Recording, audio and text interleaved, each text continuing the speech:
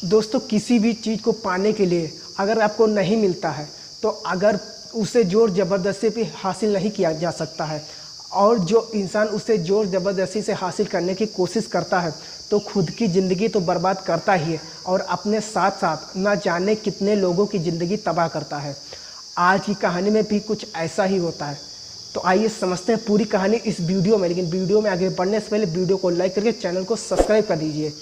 आज की जो सच्ची घटना आपको मैं सुनाने वाला हूँ, ये घटना है छत्तीसगढ़ के प्रदेश के।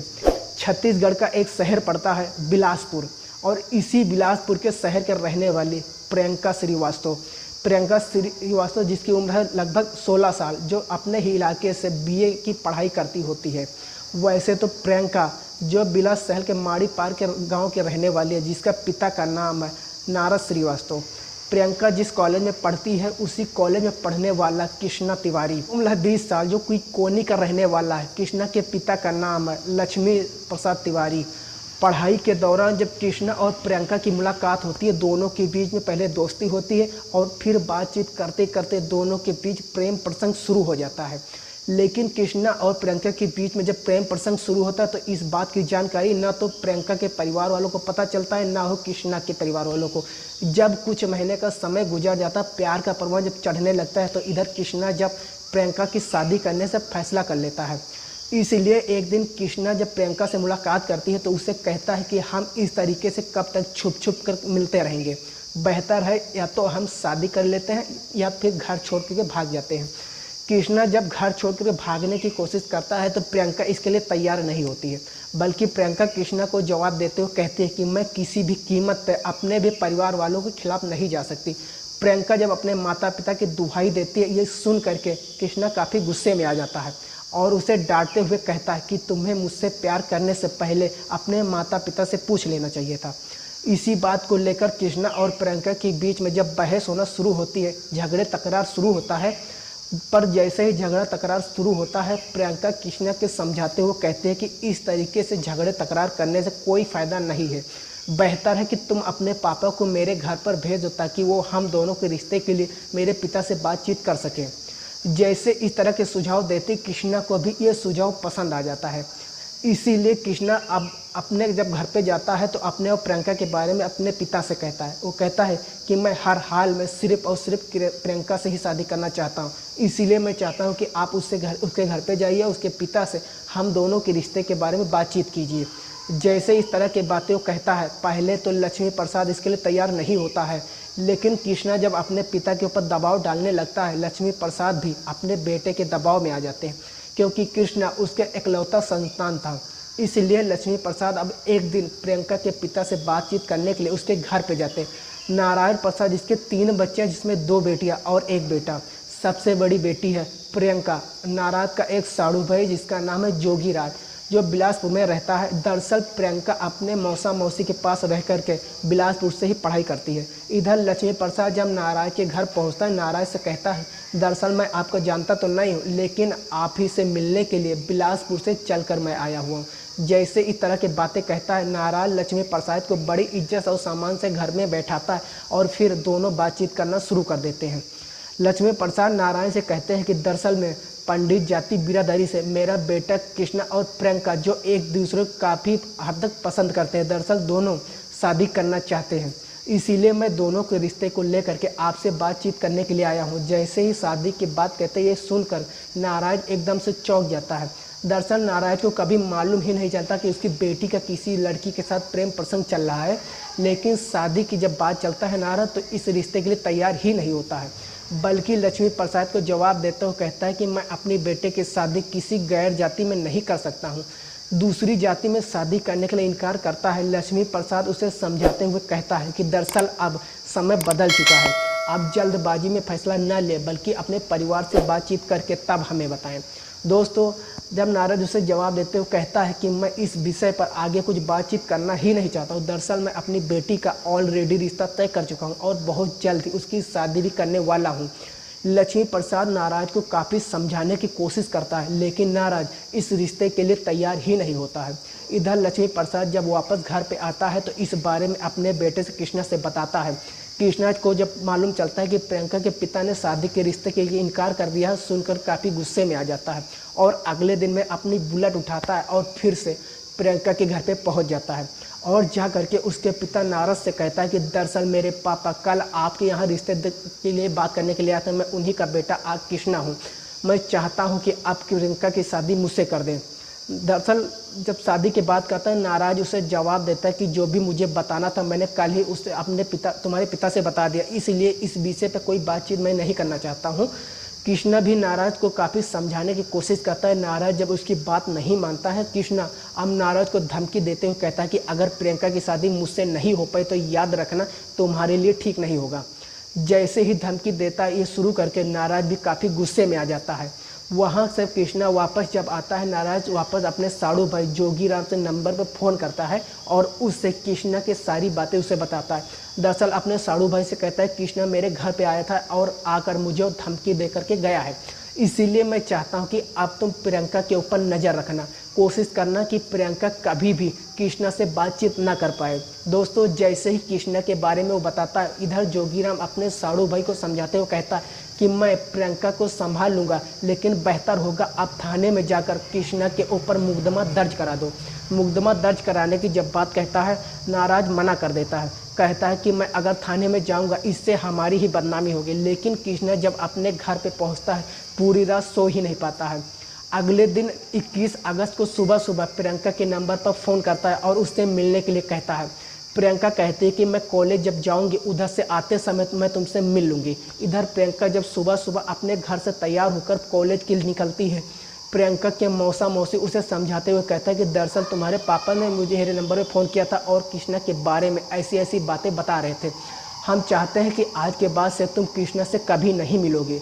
जब प्रियंका को समझाते हुए कोशिश करते हैं तो प्रियंका भी अपने मौसी को जवाब देते हुए कहते हैं कि आप लोगों को मेरे लिए चिंता करने की कोई ज़रूरत नहीं है, मेरे पापा ने काफ़ी विश्वास करके मुझे यहाँ पर पढ़ने के लिए भेजा है, मैं उनका विश्वास किसी भी कीमत पर नहीं तोड़ूंगी।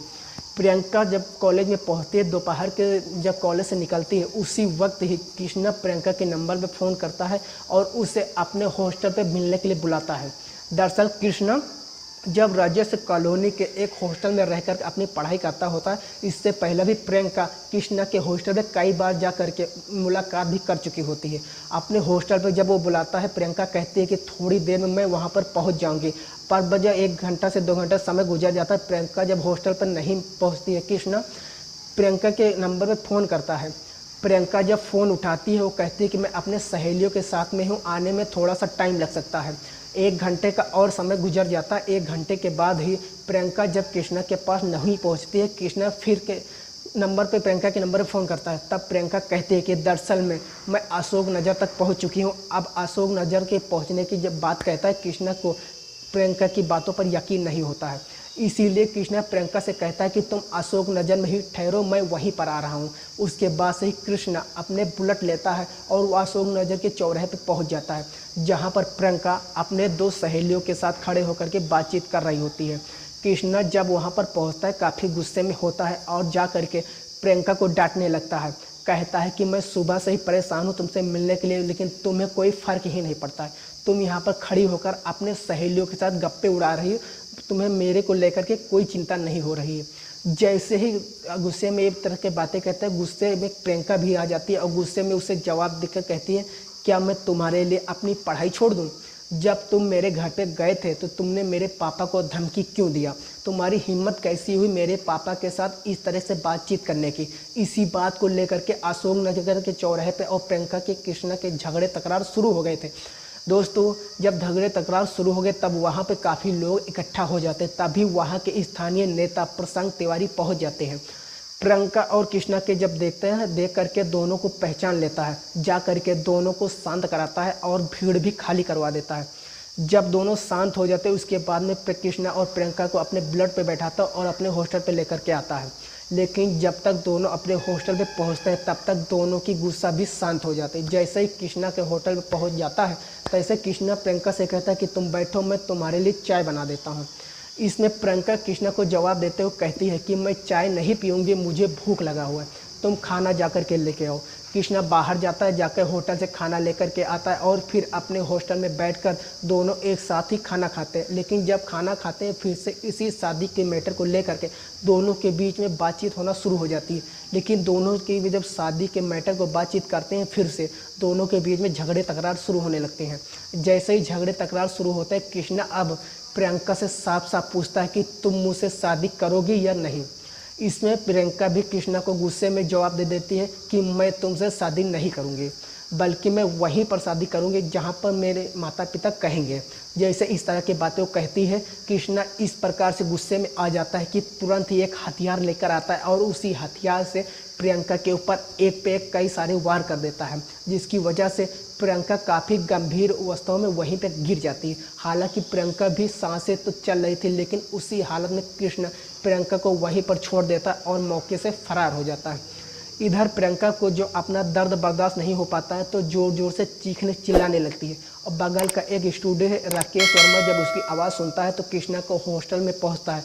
यहाँ पर राकेश एक गलती कर देता है, वो प्रियंका का हॉस्पिटल नहीं लेकर जाता है, बल्कि इस बात की जानकारी सरकंडा थाने में दे देता है। इधर पुलिस को जैसे ही सूचना मिलती है, पुलिस तुरंत अपने टीम के साथ हॉस्टल में पहुंचती है और जब प्रियंका को चेक करती है तो मालूम चलता है कि प्रियंका की मौत हो चुकी है।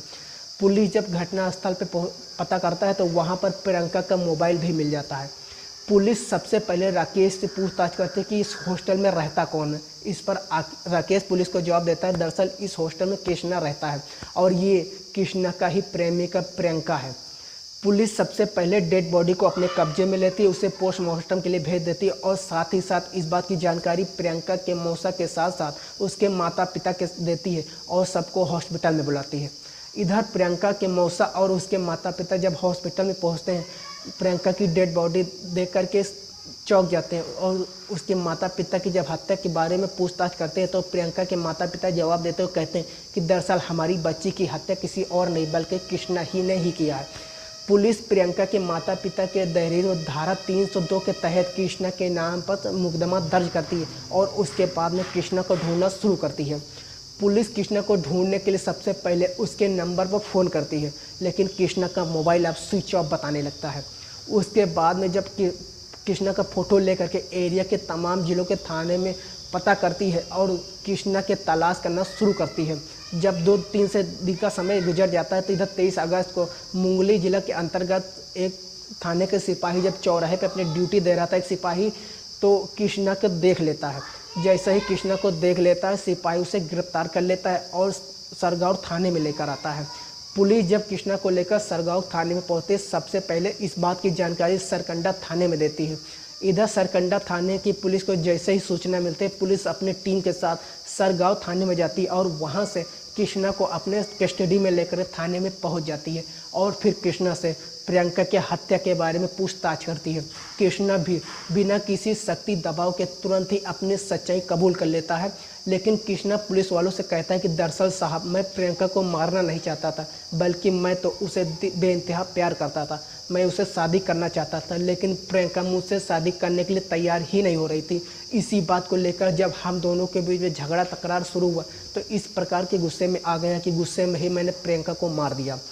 दोस्तों, ये थी आज की हमारी कहानी और कहानी आपको कैसी लगी कमेंट में ज़रूर बताइएगा और चैनल पर नए हैं तो वीडियो को लाइक करके चैनल को सब्सक्राइब जरूर करिएगा। हम मिलते हैं किसी दूसरी स्टोरी के साथ, तब तक के लिए जय हिंद, वंदे मातरम।